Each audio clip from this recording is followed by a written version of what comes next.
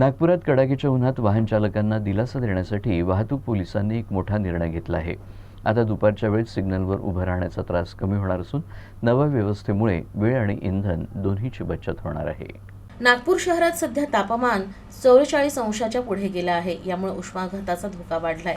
ही परिस्थिती लक्षात घेता वाहतूक विभागानं शहरातील 31 प्रमुख चौकांवर दुपारी 2 ते सायंकाळी 4 या वेळेत ट्रॅफिक सिग्नल रेड ब्लिंक मोडवर ठेवण्याचा निर्णय घेतलाय. या मोडमध्ये वाहन चालकांना थांबा, पहा आणि पुढे जा या नियमांचं पालन करावं लागणार आहे.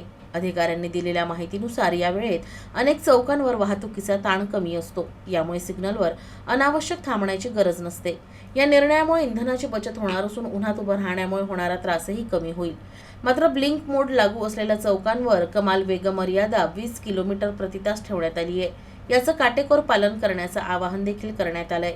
वाहतूक पोलिसांनी नागरिकांना सहकार्य करण्याचं आवाहन करत स्वतःची आणि इतरांची सुरक्षितता लक्षात घेऊन सर्व वाहतुकीच्या नियमांचं पालन करण्याचं आवाहन केलं आहे.